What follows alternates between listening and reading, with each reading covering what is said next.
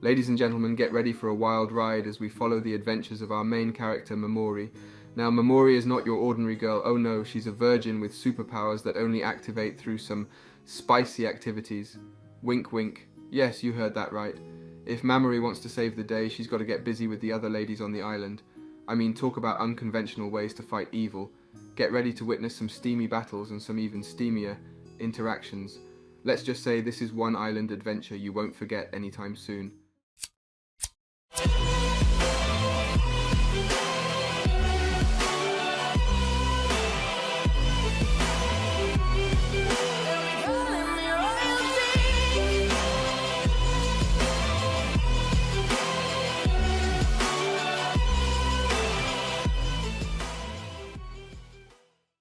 Join Momori Tokonome on her perilous journey as she is taken captive by agents and transported to a desolate island known as Mermaid. Once there, she finds herself under attack by two formidable foes named Miyasato and Kazuki. The former is a liberator who arouses the latter, an X-Star, to transform her into a powerful weapon called a liberator arm. In a moment of desperation, Mamori is saved by the arrival of Mirei Shikishima, a brave warrior who intervenes just in time to prevent her from being overwhelmed. Together, Mamori and Mirei fight fiercely against their attackers, with Mirei utilizing her unique abilities to transform Mamori into a sword that proves to be a formidable weapon against their enemies. As they battle their way through the jungle, they eventually reach a magnificent white castle, only to find themselves trapped in a coliseum by another liberator named Sejima. Arriving at a white castle, Sejima then uses one of her masochistic slave girls to bring out a ball and chain liberator arm. Just as the two are cornered, Mirei once again uses arousal to transform Mamori into the sword liberator arm and ends up instantly defeating Sejima.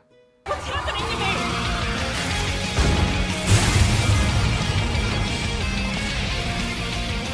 As the battle between Momori and Mirei comes to an end, two other liberators step in and restrain them. It's a tense moment as Mirei is whisked away to a disciplinary room, while Momori is left to awaken in the care of Kasumi Shigure, commander of the water. With confusion and fear clouding her mind, Momori listens intently as Shigure explains the truth about the armed virus and the girls on the island. As the pieces fall into place, Momori discovers that she's an X-Star, capable of transforming into a weapon, while Mirei is a liberator, able to wield her in battle. The revelation leaves Momori reeling, but before she can fully process what's happening, she's confronted by Charlotte Sharson, one of the liberators from earlier. Sharson wastes no time in informing Mamori that she's to undergo a wedding ceremony to find a suitable liberator partner. It's a shocking revelation, and Mamori can't help but feel a sense of unease as she's assigned to be partnered with a trainer named Tomomi Nukui. But just when things seem like they can't get any worse, Meifon Sakura enters the picture. Meifon is a girl who enjoys running bets on liberator fights, but she also has a rebellious streak. Following orders to set Mirei free, she helps her escape and come to Mamori's rescue. It's a thrilling moment as Momori and Mirei undergo a drive once again,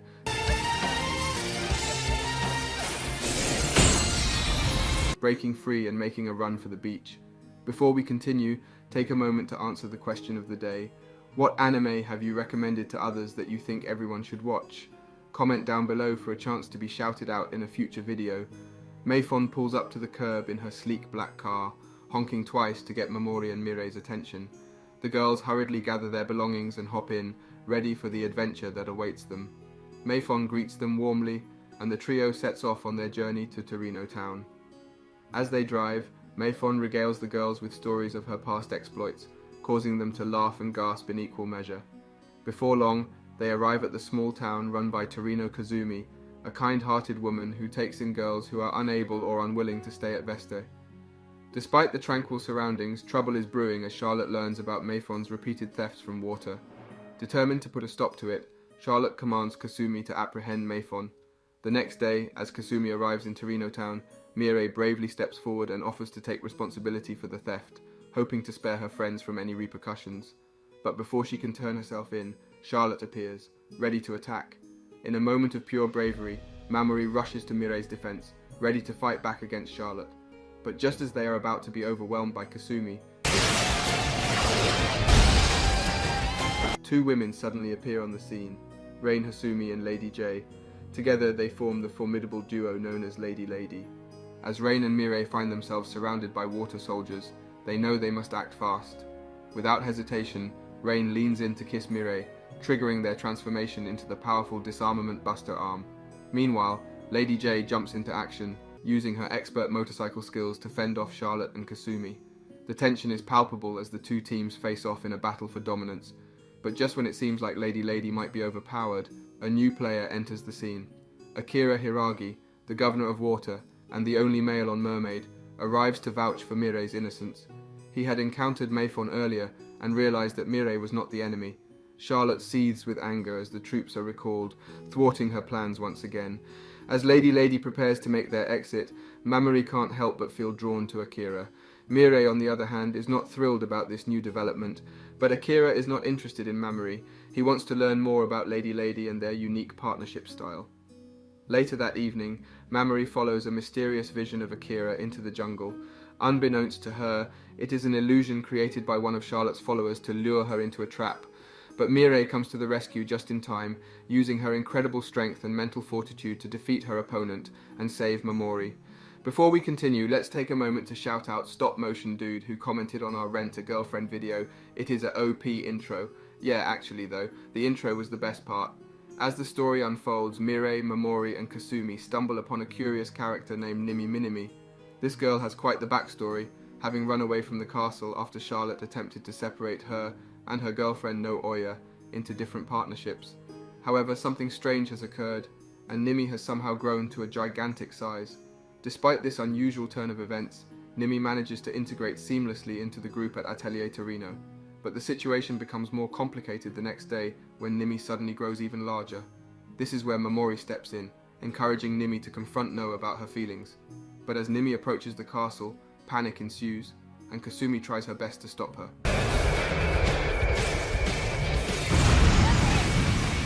Unfortunately, her efforts only seem to cause Nimi to grow larger still. Just when it seems like all hope is lost, Mirei and Mamoru take decisive action. They break No out of detention, allowing her to reunite with Nimi and return her to a more manageable size. The group is relieved to learn that Nimi's growth was due to her powers, which had taken some time to activate. In the end, Nimi and Noe can stay together as partners. As Mayfon teams up with her partners in crime, Hyuko Yundu and Futaba Kiri, to pilfer more goods from Vesta, she realizes that gambling can be another lucrative source of income. Eager to cash in on this opportunity, she comes up with a plan to enter Mirei into a beauty pageant held during the Mermaid Festival. On the day of the festival, tensions run high as the winner is announced. Mayfon watches with bated breath as Charlotte is crowned the victor, but her suspicions are raised when she notices Hyuko and Futaba acting suspiciously. Her sharp mind quickly deduces that they have tampered with the ballots in order to curry favor with Charlotte.